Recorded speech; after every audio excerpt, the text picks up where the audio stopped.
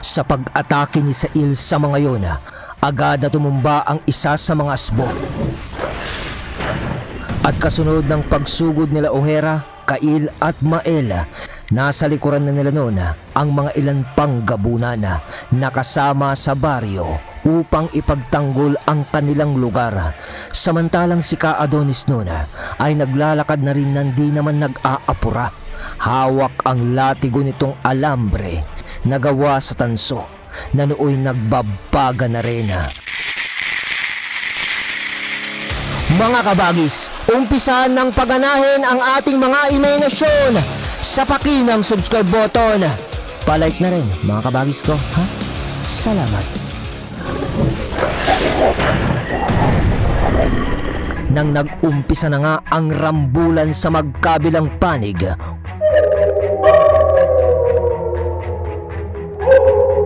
umalingaw-ngaw naman ang mga alulong sa lawa ng Exodus. At alam naman yon ng magkakapatida dahil ginagawa naman yun ng mga asbo para magtawag ng iba pang mga kasamahan nito. Dahil sa bawat mahawakan nun ni Kail sa mga ito ay siya namang hampas nito sa lupa o di kaya naman ay baon nito ng kanyang mga kuko sa lalamunan ng mga yun. Habang nakikipaglaban na ang iba pang gabunan rin sa kanilang panig. Nang may tatlong asbo naman ang pinagtulungan si Sail, talon nito sa kanya, ngunit nahuli niya ang ulo sa kanan nitong kamay at sabay talon na naman ng isa pang asbo sa tagiliran nito, ngunit nakita yun ni Sail, kaya naman nahuli niya rin ito sa kanyang kaliwa.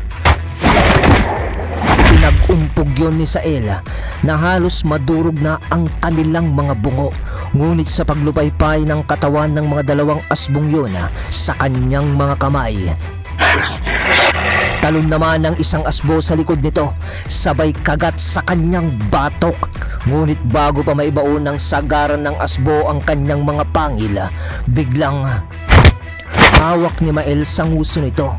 Tinulungan ni Mael ang kanyang kuya. Sa ginawa niyang yun, hinawakan niya ng magkabilang kamay nito ang baba at nguso ng asbo, sabay ibinuka niya ito ng puwersahan upang di na matuloy ang pagkagat nun sa kanyang kuya, hanggang sa tuluyan ng napilas ang bunganga nun. Nabali ang mga panganong asbo, dahilan ng agaran naman nitong pagkamatay. Subalit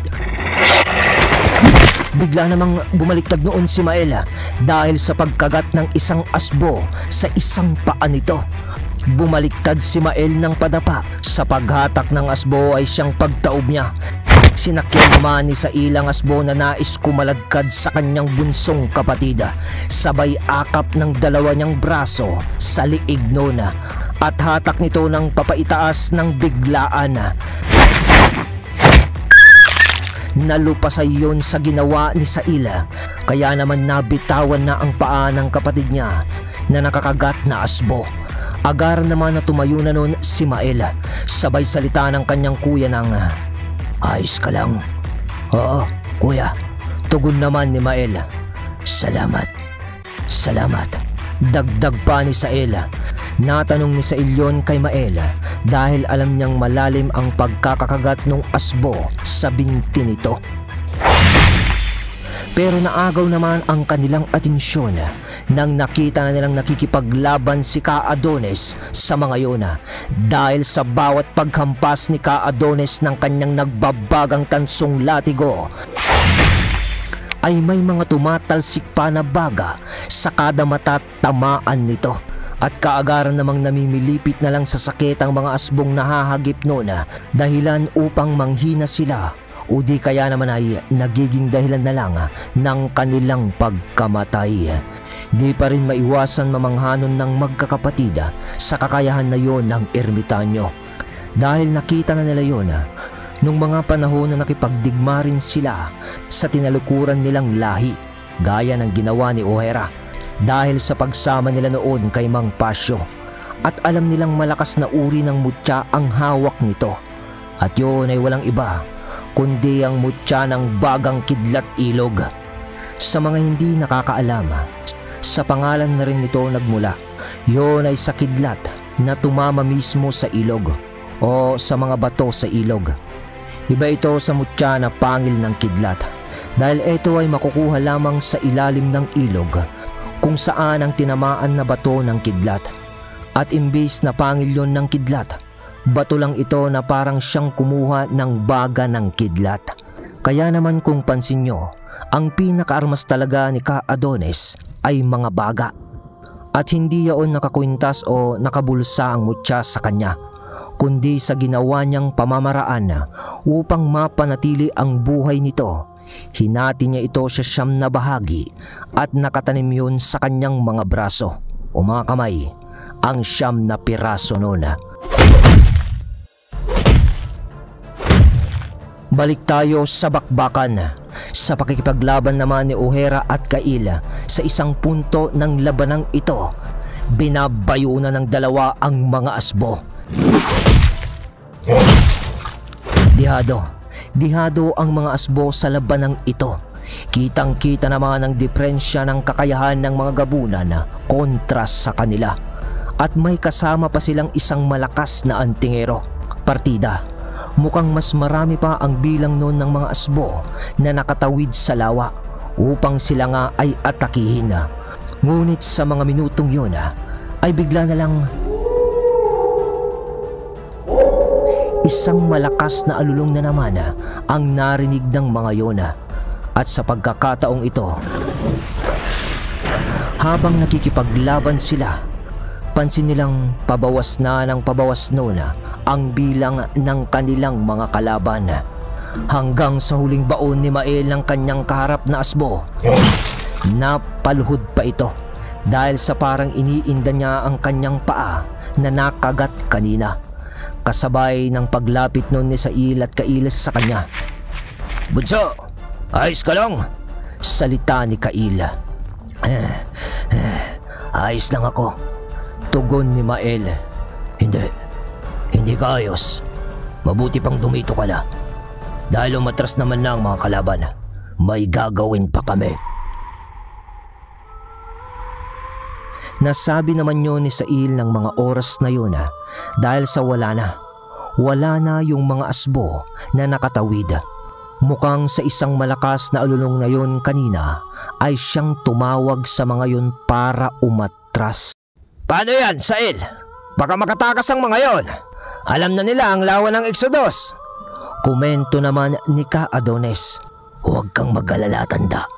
Hindi ako makakapayag na makakalabas sila sa kagubatang ito," tugon ni Sail. Di gagamitin natin yung unang daan nung unang dumating tayo dito," tugon naman ng ermitanyo. "Ha? May isa pang daan?" tanong naman ni Ohera. Doon ay nagkatitigan silang lahat, pati ang ibang gabunan ng baryo na kasama nilang nakikipaglaban. Sabay salita ni Sail ng, "Wala tayong magagawa. Yun lang ang tanging paraan para maabutan natin sila at maikutan." Sige," tugon naman ni Ka-Adonis ng maiksi. Sabay salita naman ni Sail sa mga kasamahan nito ng, "Makinig kayo! Bubuksan natin ang dating daanan. Hahabulin natin ang mga asbong yon. Iikutan natin sila. Kailangan nating manigurado na walang makakaalis sa kanila sa kagubatang ito. Dahil kung hindi, ay malalaman na ng ibang lahi kung nasaan tayo. At kung hindi naman ay babalik-balikan na lang tayo ng mga asbo na yon. Buksan ang isang daanan. Tanggalin niyo ang mga kahoy na nakaharang doon," utos ni Mael sa mga kasamahan nito. "Mael, may iwan ka na. Kami na lang ang bahala ng kuya mo," dagdag pa ni Sail. Tumango na lang naman noon si Mael dahil naiintindihan naman niyang iniintindi lang siya ng kanyang kuya ang kalagayan nito. Kaya't bumalik naman na noon si Mael sa pagiging normal nito nang wala namang kaabog-abog. Nandyan na si Lucila na tumatakbo. Sabay paglapit nito kay Mael na para bang alalang-alala sa kalagayan ng bunso ng mga gabunan. Mael? Ayos ka lang? Tanong agad ni Lucila. Sabay load nito agad sa tabi ni Maela na nooy nakaluhod din lang sa lupa dahil parang hirap itong tumayo o igalaw ang kanyang mga paa. Ayos lang ako. Huwag kang mag-alala, iha. Aswang ka rin naman, di ba? Lawayan mo na lang si Maela. Gagaling na yan. Komento naman ni Ka Adonis. Kaya naman natigilan ang mga ito. Pati si Uhera ay napasama ang tingin nito sa ermitanyong yon. Yun nga lang di niya yun matagalan na matitigan dahil nga sa mga bakod nito sa katawan. Mali ata yung pagkakasabi ko. Halos pabulong naman na ni Ka Adonis sa sarili na parang nahiya sa unang sinabi niya. Habang nagaganap naman ang saglitang usapang yun ay natanggal naman na ng mga ilang gabunan sa baryo ang mga barikadang kahoy sa sinabi nga nilang dating daan. Manong Sael! Bukas na po ang daanan! Sigaw ng isang gabunan. Tara na, Kail. Uhera, tanda! Hey, takbuhan na naman. Nakakapagod. Salita naman ng matanda na nakapamewang pa na mukhang tinatamad. Lucila, ikaw nang bahala kay Manong Mael. Bilin naman ni Uhera sa kapatida. Sabay takbo na rin nito sunod kina Sail at Kaila. At si Ka Adonis naman ay paapura lang ang paglalakad na ginawa niya na nakahawak pa ang isa nitong kamay sa kanyang bewang. Doon naman ay inalalayan na ni Lucila si Mael na hindi nagkakaimikan yung dalawa na halos magyakapan na nga sa pag-alalay ni Lucila. Yung parang nagkakahiyaan. Awkward kumbaga, mga kabagis. Sa kaganapan naman tayo sa sinasabing daan ng mga gabunan dahil meron pa palang isang lihim na daanan pagdating ng mga sakuna o pag-atake ng ibang lahi sa kanilang baryong pinangangalagaan. Parang shortcut kumbaga. At sa mga sandaling yun, mga ilang minuto ng katahimikan ng kagubatan ang bumalot sa paligid.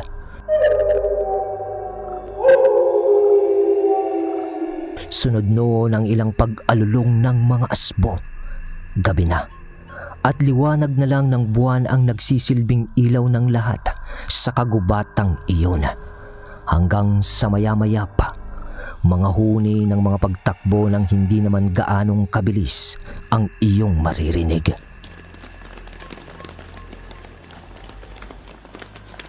Tapos ay tunog ng mga hayop.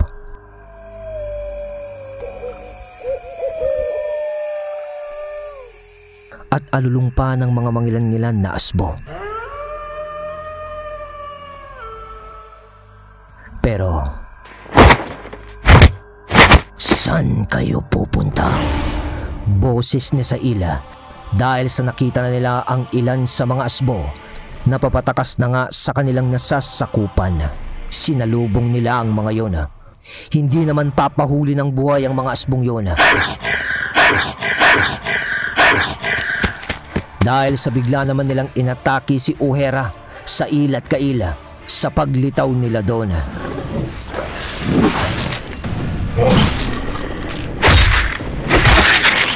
Walang habas naman na baon ni Uhera ng kanyang mga kuko. Ganon din naman si Sail. Balibag naman ni Kail sa madadakma nitong kalaban hanggang sa maubos na ang mga yon. Dahil sa mga kasamahan rin ni Sail at Kaila na mga gabunan, ang mga mandirigma ng kanilang baryo.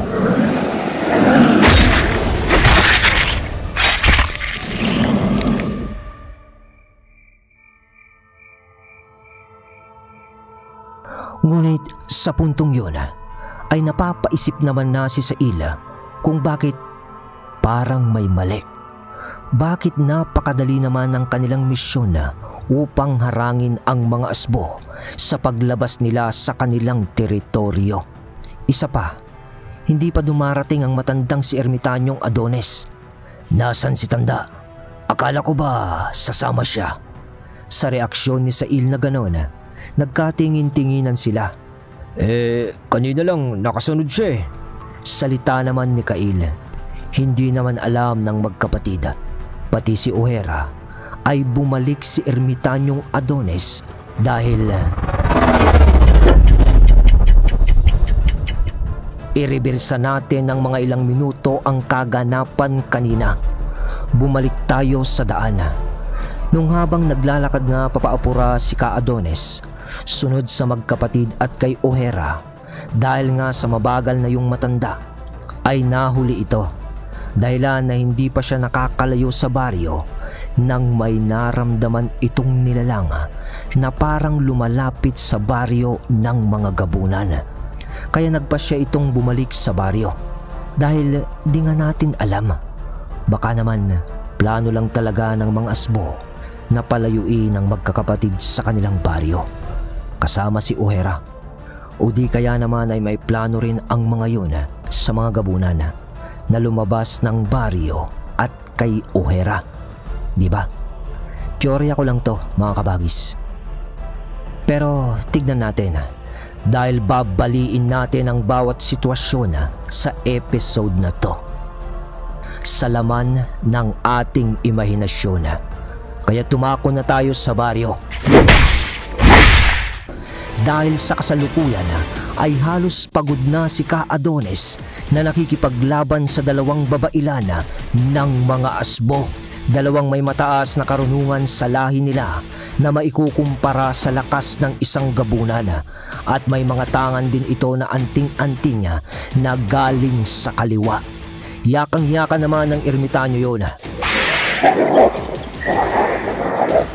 Ngunit dahil sa mga dala nitong asbo na mga kasama ay nadidihado ang ermitanyo kung sabay-sabay ang ginagawang pag-atake ng mga ito sa kanya.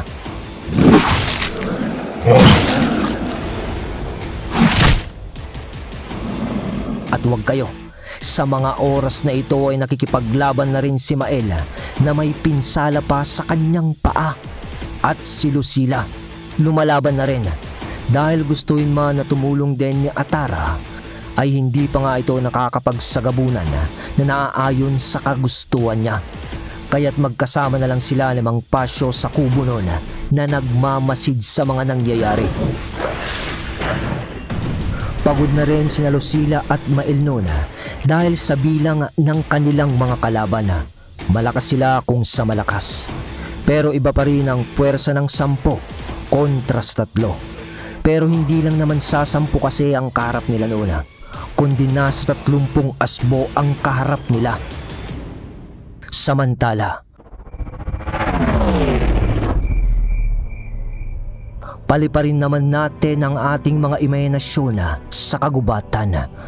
Matapos namang gapiin nila Sael kasama si O'Hara ang mga kalaban na nasabat nila.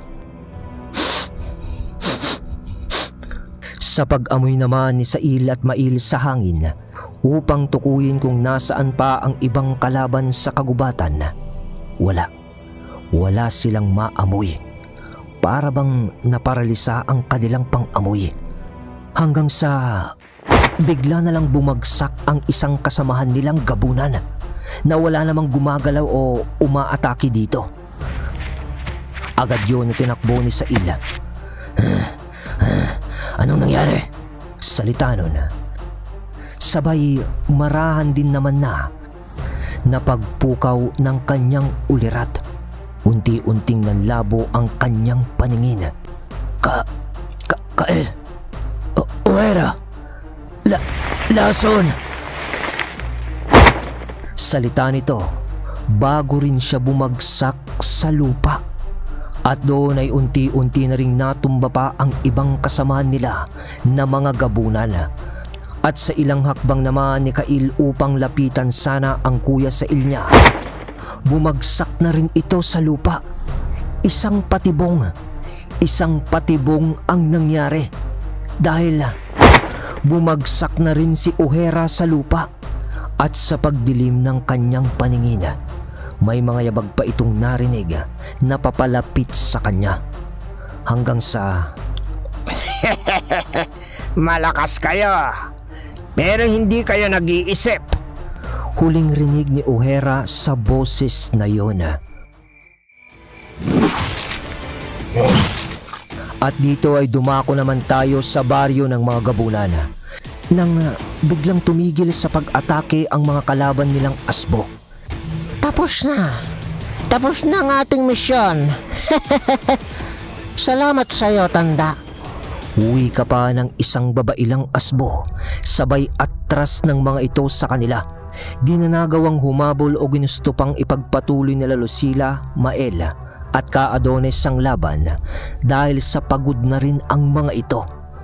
Para bang inihiwalay lang ng mga kalaban ang matanda sa mga gabunan, pati kay O'Hara. Sa kaganapan naman tayo ulit sa kagubatan, kung saan tumumba na nga sina Sail dahil sa ipinalipad hangin na lason na nalanghap nila. Ngunit buhay pa rin naman sila at humihinga. Pero hanggang kailan?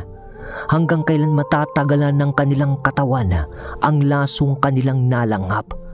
Kasama na si O'Hara. Nang nagsalita na yung lalaki na lumapit sa kanya nung bago pa siya mawala ng malay.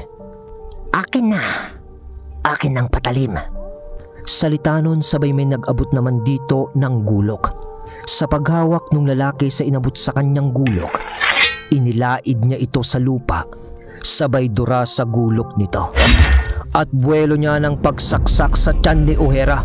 Ngunit usok na itim ang tinamaan niya. Alright mga kabagis ko, ang tindi naman ng episode na to. Grabe. Woo! Nabitin ba kayo mga kabagis ko? Di bale, abangan na lang natin ang part 18. Manlalason pala.